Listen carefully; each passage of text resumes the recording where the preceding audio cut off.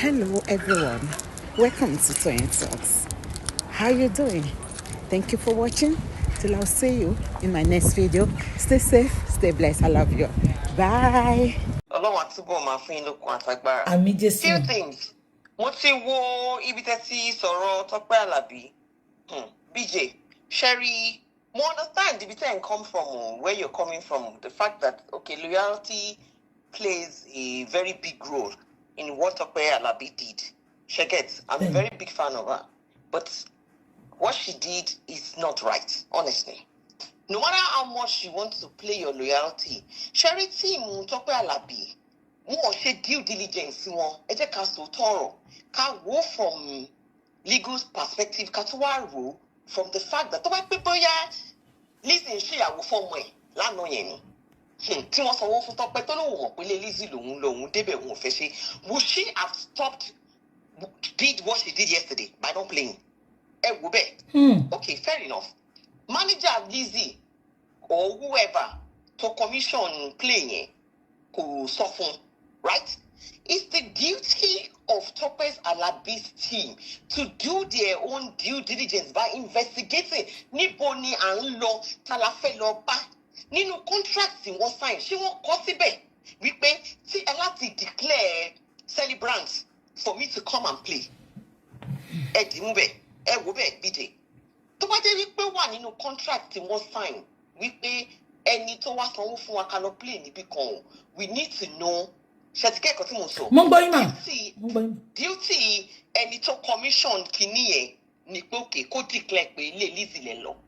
But tí kò bá sí nínú contract wọn, ẹ má jẹ́ ká fojú kékeré wò pé torí pé ó jẹ́ Tọ́pẹ́. We are not doing fan base here. I know you that you're a very open, you're a very intelligent person and ẹ wà biased. You've not been biased. But ẹ jẹ́ ká wò legally pé ṣé nǹkan tí wọ́n ṣe yẹn, is it right? If I paid you, BJ, Kewabami Koini O2 Arena, yes, you agreed to perform there. You never asked me to say, form Timofi, but we're suffering pay. Lagbaja, declare Bitimofewa or any Timofe. You did not question that. Then come the day. You now got to the gate and you now said, to Arena. I want Arsenal fans, no what bet. Therefore, I cannot play. No. Breach of contract, no. BBC or Fimba One. This is what we're saying in Nigeria. People get away with a lot of murder in that place. There could be two Fimba One. There is a breach of contract. Whether you refund all the money, whether you did not. Check it. If you tell me, yes, loyalty is key. But you as a person, that you want to base your business on loyalty, then you need to have a contract in place to actually back you up. To say, okay, Seba Bishop for me, Seba declare Simon Lomuni right to cancel. Where is that contract? And it says, let that person bring the contract to talk about one side. I know nobody wants Lizzy to fight. I'm not even a Lizzy fan. I don't hate her. I don't love her. I'm plain. I don't, But what I'm saying is, wrong or wrong. For her to have accepted, be a manager, lo accept you, be your con, lo accept you, láti lọ play bẹ́ẹ̀. Tọ́mọ adé bẹ́ẹ̀ yẹn, kọ́ wá sọ wípé àwọn ò mọ̀ pé Lizzy ni. Do you get? Ẹni ò declare identity celebrant yẹn fáwọn, so jẹ́ fáwọn ò ní kàn ní. No. If there's a contract, then you said it. She needs to apologize. She needs to find a way to go back to Lizzy and let them sort it out outside social media. But if they then wanted to start dragging it, tell Lizzy about first week pay a benito bishop for to be one for the bit of only rights. Benny. I will not breach contracts. I will not breach it. I will not cancel contracts here. Does not actually mitigate what we But Lizzy choose not to fight. According to what you said, that she's not going to fight. Let's give kudos to her that, okay, she's not dragging it. She doesn't want to fight. And Tọ́pẹ́ needs to do something. She needs to do the needful. Benima. She needs to do the needful. And then it's all statements that Tony Petoripe wants. Okay, Nico, and look at statements here, BJ. It was never written in that statement. Thank Kalenko, we pay or mobile identity more phone. They have to do their own deal. I'm a businesswoman and understand what contract means. If you sign a contract with somebody, if you believe that the information is not enough for you, then you then have to be prepared. You have to be the one to question and to query and say, did you get? Oh, Benny, show one in contract, take with the bus on for me, Timmy, but when you develop money at the council. Tabali identify media one more. Buya, editor, and to some low jabby, a be manager to Bassay, low jabby. And sit on the fence, BJ. Okay. Sit on the fence and want not to send our evidence because me mommy mo be exactly. And you want ma study ma wa pada wa lola. The legal implication here. Beni ma. So get, we want to see information and study evidence here. Beni ma. Fit and stop sleep. Eje ka bo so rara. Share it ara yin. Me ever comment on social media honestly for a very long time. Today I said no, I must talk. I'm telling you the truth. Sharing kotara sheyin. Kokishran kono sheon. BJ. Sherry ni UK. Ni America ni o. Àwọn European and ni issue awobìnrin. Tan gbe ni Europe, tan gbe ni UK. And ni issue peer pressure bi tó ma ti wá dé àti mo. Ohun kan ko se o. Kini, what is the purpose of borrowing a good? Èmi àti yín àti man sọ̀rọ̀ yìí now. What for? Ben. Ala impressed. Who are you? Who are your friends that are pushing you that you need to go to a party that what you have you cannot wear? Any barayin sure ke yara yin nìkan ke barayin ṣe. Wọ́n dẹ̀ ti fa imora nìyẹn. And what's the kini yẹn ha? Wọ́n ní wọ́n bully ọmọ ẹ̀. Why would they not bully your child? Like you said. Ṣé kò kì í ṣe ara ló dárúkọ ọmọ ẹ̀? Orú obìnrin, orú àbíyẹmọ wo nìyẹn? Tí wọ́n wá ní nǹkan, ó sì jẹ́ pé tèmi yẹn, kó jẹ́ pé ọmọ yẹn ló sọ kini yẹn nù. BJ. Pípẹ́ ẹ máa ràgàbọ̀ ọmọ ẹ̀ ní mi ò róbìnrin irú èyí láyé mi rí. Tó máa sọ pé ọwọ́ ọmọ òun ló wá sí. Ókè ká tẹ̀ sọ pé ẹgbẹ́ ká gbà pọ̀wọ́ ọmọ ẹ̀ ló wá sí. Kí ló yẹ kó ṣe? Kó protect ẹ. Ó ní nǹkan pẹ̀lú kúlẹ̀ ni. Pé àǹtí ẹni ẹ̀ pa mí sílẹ̀ mọ́ pa mí síta. Ọmọ ìlú sọ nǹkan yìí nù. Pẹ̀lú ọmọ yẹn pàpà lórí kúlẹ̀.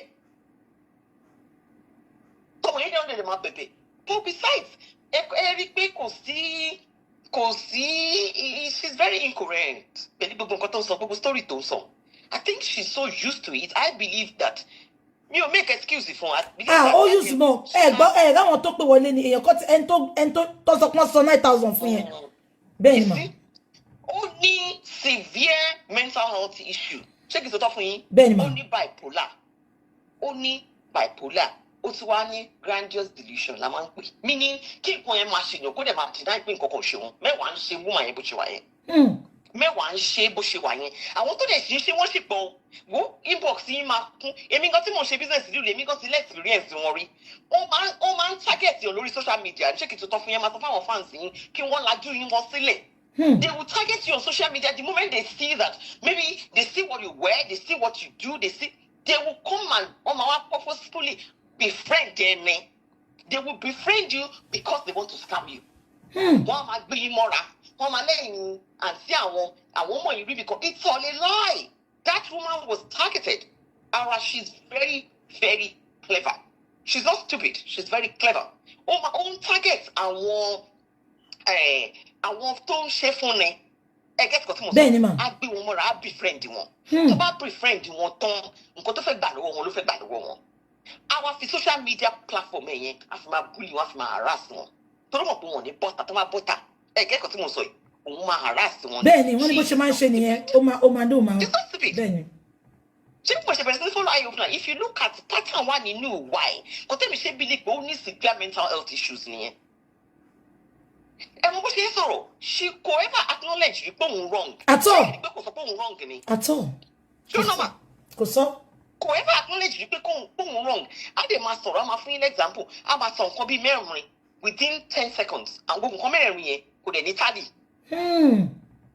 Àwa ní ká mọ̀ wọn ara wa. You said ìdè máa ní kí n bá wọn ṣọ̀rẹ́. Ẹni tó bá ti lọ́wọ́ rẹ̀ lọ sórí social media á bá nǹkan mí ìpàdé. I don't know that lady, Tonya go to the way, but genuinely, I really felt for her. I was told that she's a nurse. Láti ṣiṣẹ́ láti kó $10,000 job. Hey, kò kí n ṣiṣẹ́ kékeré ló máa ṣe o. Ó wá fi ra gold èèyàn kan wá gbà. Kò sọ̀rọ̀ tó lè bá ara ṣe débi pé wọ́n bára wọn ṣòro ọ̀rẹ́ bẹ́ẹ̀ yẹn tó dẹ̀ fi jókòó 8 months tí kò sọ̀rọ̀ síta. Ẹ̀kẹ́kọ̀ọ́ tí mo sọ. So it's for us as women.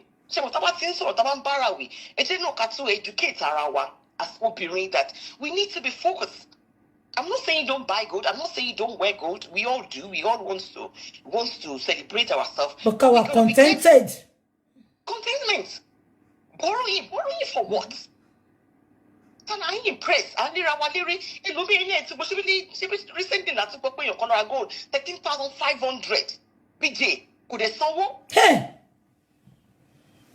Social media, BJ, oh wow, Nika. It's just because some people they sit in their home and they see other people flashing things and showing off things. They don't know the background. They don't even know how they make their money.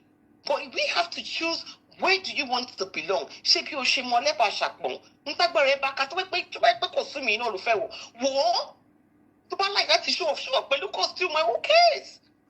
Who cares? Ara shemo. I won't say that I'm bad. You know, go video it now. What do you share? Like what if borrow àwọn be yin àwọn tó ń ṣiṣẹ́ 4 days, 5 days a week. E wo be yin ṣe ṣiṣẹ́, be mi ṣe ṣiṣẹ́. Kí o wa no fẹ́ lé yin lere ni e ma sáré kú ni now. Bẹ́ẹ̀ni. E tí ó lè ṣiṣẹ́. Ó ma jale. That's a problem. She likes to be known. She likes to be seen. That is the basic problem. Bipolar. Only bipolar. I'm telling you the truth. That girl, this girl, you need to check yourself into a mental health institution. She needs serious help. Mental health help. Only there. That girl, honestly, deep down, if you believe to be spiritual in your concept, no. Only Mashogun, yeah. But only serious mental health issue. Somebody who does not have an insight into a problem. Àǹtí mi kò tiẹ̀ tún ní tìjú, ìjọ yẹn ló ti bọ́ta ló ti ń bú èbú. Ó yẹ conception yẹn ni. Conception yẹn tó bá láwọn ẹbí tó bá ń wò tó ń gbọ́ wa, kán lọ mú níbi tó wà kán lọ section yẹn síbì kan. Kán lọ evaluate ẹ̀, kán assess ẹ̀, kán fún lóògùn tó dá. She is not well. Báwo ni ó ṣe máa ẹyin náà ìwòsàn ọmọ máa kéèyàn kan ju ọmọ yàn kó ju sẹ́nu ayé káwọn yẹn dẹ̀ máa fi ọmọ yẹn. Ṣé gbọ́ rí? Kó tẹ̀jọ́ ọmọ yẹn ni àǹtí mi ṣé kò lè gbó láṣìírí. Ohun tí mò ń sọ Ó wá ní ó ń bú ọmọ ẹ̀. Ìwọ ló ju ọmọ ẹ̀ sábẹ́ bọ́ọ̀sì náà.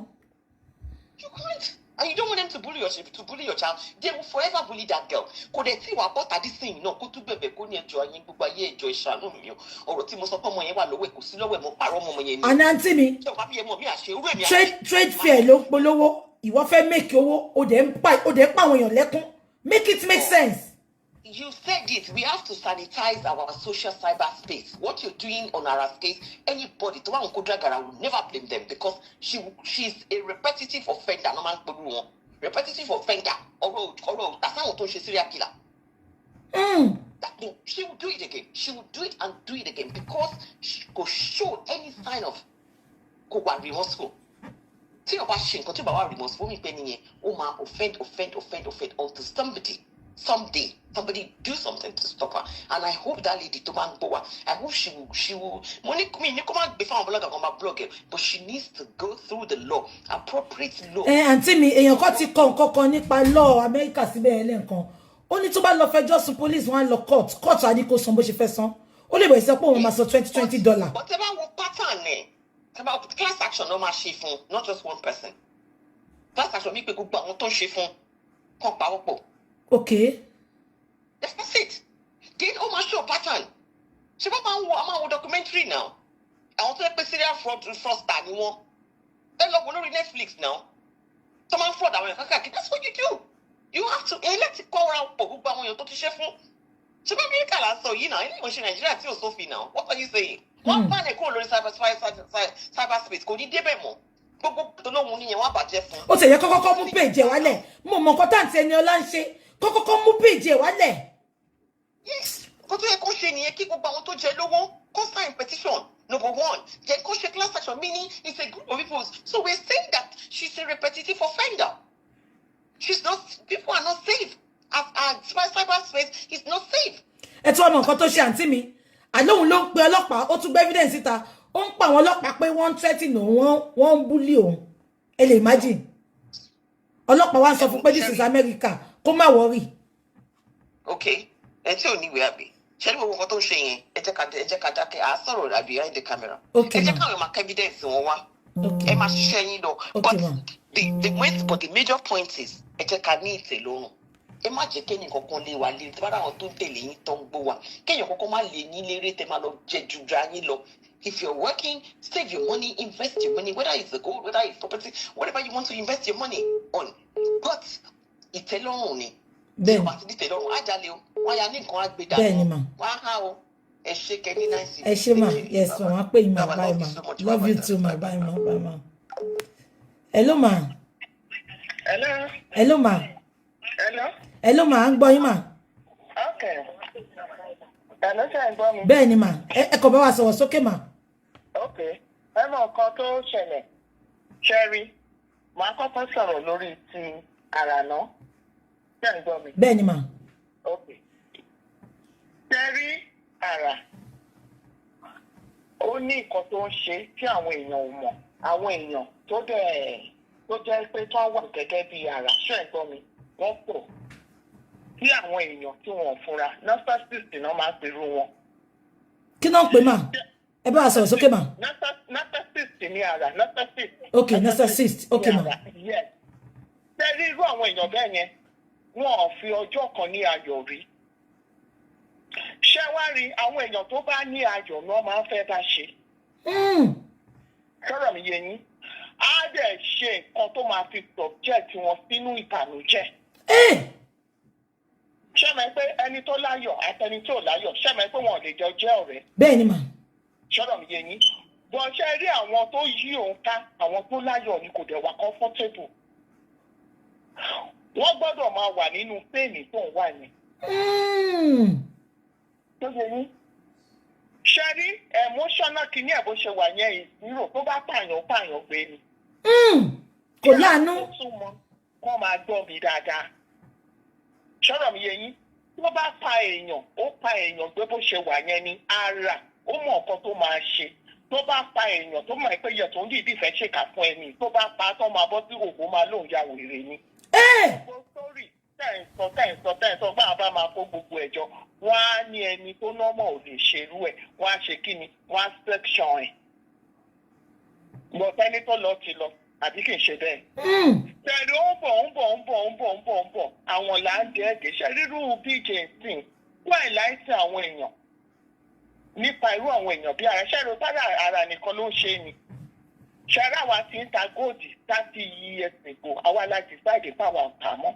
Ẹlòmíì á sì ti wá ra góòdì ńlá lọ́wọ́ yín. Á ṣe agreement bó ṣe máa sanwó yẹn fún yín instrumentally. Kò wá ra góòdì ẹ lọ́wọ́ yín láti lò. Tẹ́lí bó bá ṣe ń kúrò lẹ́nu ọ̀nà ilé yóò gbé góòdì yẹn lọ sílé onípọ́ǹdì ni. Láti lọ tán ìṣòro ayé títí ẹ̀. Bẹ́ẹ̀ gbọ́ mi. Mo ń gbọ́ yín, à ń gbọ́ yín, mà. Àwa mọ kúlẹ̀kúlẹ̀ góòdì. Sọ̀rọ̀ mi yé yín. Láyé ìgbà Valencia ti ń jẹ àwọn náà jẹ́ ká tà mọ́. Sọ̀rọ̀ mi yé láyé ìgbà tí Valencia ti ń jẹ Valencia, wọ́n máa ra góòdì ẹ lọ́wọ́ yín, wọ́n máa lọ pè ta ni. Wọ́n á lọ fi tán ṣòro ayé wọn, lè jẹ́ kán jẹ láńlọ́ọ̀dù wọn lówó. Ó lè jẹ́ pé wọ́n ti gbowó àjọ tí wọ́n ti kó àjọ títí wọn. Ṣé ẹ̀ gbọ́ mi nǹkan tí mo ń gbọ́ yín, gbogbo ẹ̀ là ń gbọ́, à ń gbọ́. Bóyá ẹni tó wà kù tán wọ́n á lọ gbàgòdò, wọ́n máa ti dá owó àjọ yẹn padà torí tábàdẹ̀ worú wọn kì í ṣiṣẹ́.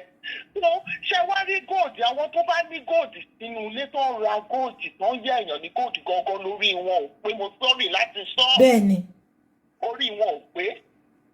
2 nights ò débẹ̀. Ṣé rí ẹni kò sí ìyàtọ̀ nínú ẹni tó ra góòdì £50,000 àti ẹni tó ra 100 acres of land? Ohun tó wo ní ká àwọn méjèèjì jọ invest ni. God is an investment. God is not something for fashion. Because bí ilẹ̀ ṣe appreciate náà ni God yẹn appreciate. Títí di election àwọn èèyàn. You can put your God in the bank. Kò ṣe iye tó bá rà lánàá náà máa ta fún eléyìí. Àwọn méjèèjì náà jọ invest. Ṣé èmi tí mo invest £50,000 sórí gold ṣọ́rọ̀ mi yé yín tí mi dẹ̀ ní sọ pé tó ní 100 acres of land kó wá yá mi ní 1 plot of land, who are you to come and tell me to borrow you my gold? Wọ́n rí àwọn méjèèjì jọ invest ní gold is an investment. Wọ́n kẹ́ sí ẹwu ẹni tó gba àdúrú $10,000 gold ní ọwọ́ èèyàn tí kò dẹ̀ wà remorseful.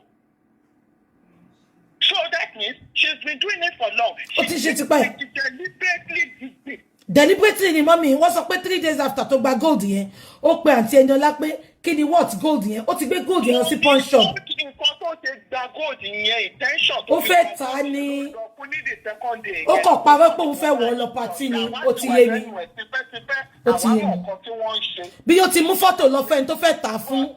irú platform BJ sì kí BJ jọ kó fi bá wa ẹ̀ láti àwọn èèyàn tó ti jẹ ìyà ẹlòmíì á fa báǹkì ẹ̀mí àfẹ́ bọ́ á lọ fi ra gold ẹlòmíì kan tó yáyàn gold kan ẹlòmíì yáyàn gold yóò gò ó wọ̀ ọ́.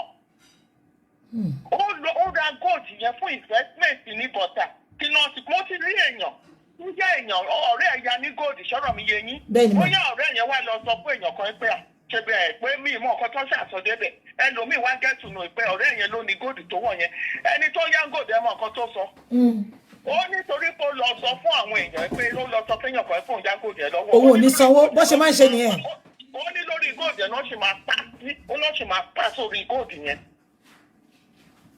ṣé ṣẹ́rọ̀ tó dáa nìyẹn ó ní lórí góòdù yẹn tó fi ń bùgá yẹn ó lórí góòdù ó náà ṣe máa ṣàkà ó máa pa sórí góòdù yẹn ni. ṣé ní lọ́jọ́ tí mo gbọ́ ọ̀rọ̀ yẹn báyìí mo kàn rọra ṣe bẹ́ẹ̀ ní pé mi ò gbọ́ mo kàn wọ́kẹ̀wé kúrò bẹ́ẹ̀ ni. sọ̀rọ̀ mi yẹn ìyẹn lọ síbi ti àrà ṣé wá rí lórí ti Liz Anjorin ṣé rí BJ mo dúpẹ́ lọ́wọ́ ẹ̀ and mo dẹ̀ bá Ọlọ́run náà dúpẹ́ fún Liz Anjorin pé láti bíi 2 weeks ago láti bíi 2 weeks lásìkò kó fà wàhálà mọ́.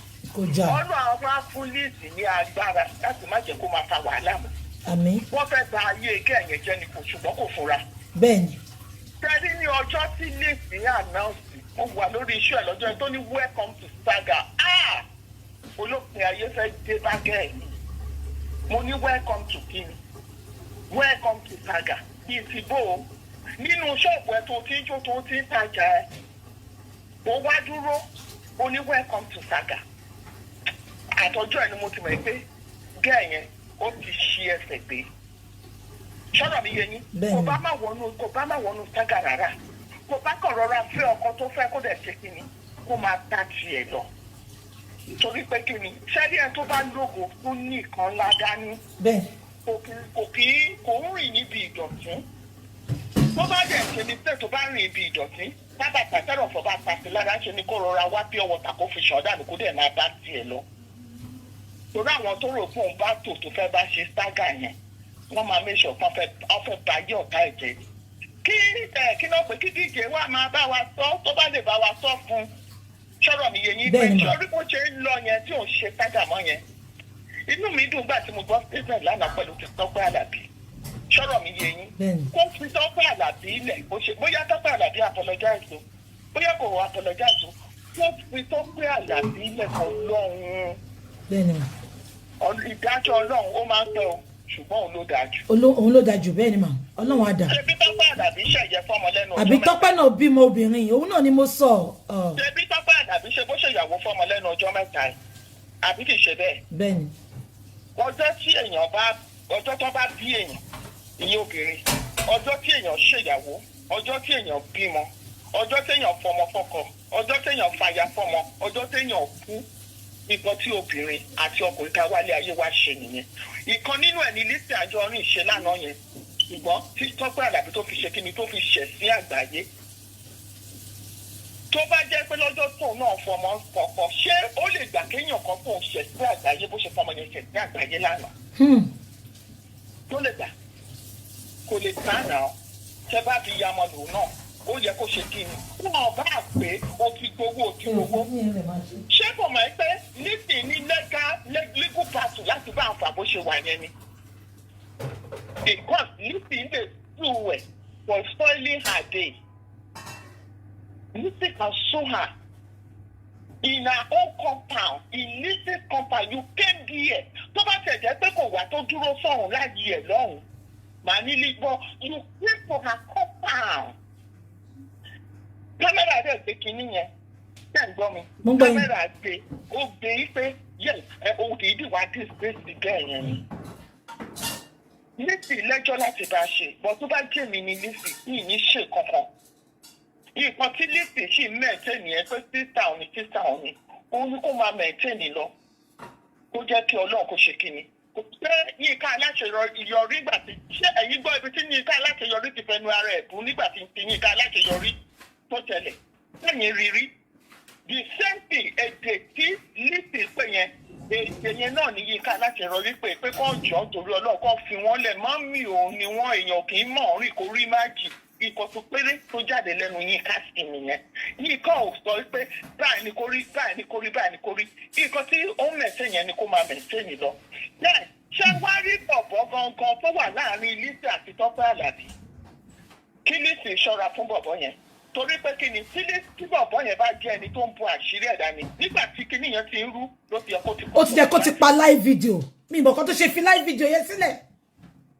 ó yẹ kó kọ̀ sí láti yẹn straight ni ṣùgbọ́n ṣe rí bọ̀bọ̀ yẹn fún ara ẹ̀ àfiniṣẹ̀ sí àgbáyé ni ṣe fẹ́ disgrace kinní kan ni ṣe fẹ́ àfiniṣẹ̀ sí àgbáyé ni káàdì kì í ṣe láti ẹ kò bá má sẹ́ni tó mọ̀ ẹ́ pé Tọ́pẹ́ Àlàbí fẹ́ wá kọrin àbí kò wá kọrin. Lọ́dọ̀ mi yẹn kò sẹ́ni tí ò bá mọ̀ gbogbo kínní kò bá má escalate tó bó ṣe rọra escalate tá a bá tẹ̀ máa yọ gbọ́ngàn wọ́n sọ pé ni kò ní sí lórí láìpù bó ṣe wà lórí láìpù yẹn ó yẹ kí Lizzy kò ṣe kíni kóun náà kò ṣe kíni kó yẹra fún bọ̀bọ̀ yẹn ni.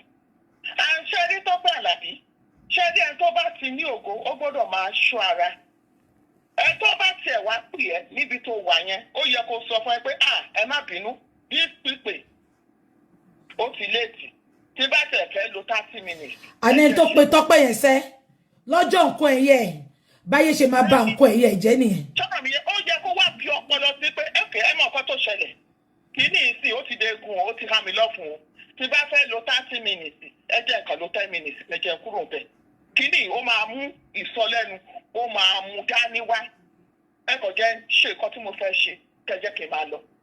wọ́n ti yẹ kí Tọ́pẹ́ Àlàbí ṣe nìyẹn kò yẹ kó pa gẹ̀yẹn sí ìtìjú ayérayé bẹ́ẹ̀ yẹn ṣọ́rọ̀ mi yé. èmi ṣá mi mọ́ wáyé mi ò mọ́ wáyé instinct mi ò tọ̀ mi jẹ gbogbo nǹkan tí màmá sọ yẹn mọ́mì gbogbo nǹkan tí màmá sọ yẹn it can be part of it o but Fúnkẹ́ Akíndélé ìjà Fúnkẹ́ Akíndélé pẹ̀lú ìjà tá àti Tọ́pẹ́ ń gbé mo lè bẹ́ẹ̀ tayé mi mo lè bẹ́ẹ̀ tayé mi. mo ní ìtẹ́sọ̀ láti wọ inú ilé yẹn lọ tẹ́lẹ̀ lánàá ó ní òkè ẹ̀mọ̀ ọkọ tó ṣẹlẹ̀ bí ní wọnú ilé. gbogbo ìtàn sọ pé kò ń ṣe Fúnkẹ́ dey play wọ́n ní kò ń ṣe Fúnkẹ́ Ìyábọ̀ ni ẹ bá tọ́ra yín ṣé Ìyábọ̀ àtàntí Fúnkẹ́ Ìyábọ̀ àti Tọ́pẹ́ jọ rẹ̀ ẹ́ ó yẹ ẹni kó pè wọlé ẹni kẹ́ ẹ̀ ń tọ́ jẹ ní 9,000 mọ́mí ẹ̀ ń tọ́ jẹ 9,000 fẹ́ pè wọlé ẹ fẹ́ pè wọlé ẹ ṣe mà.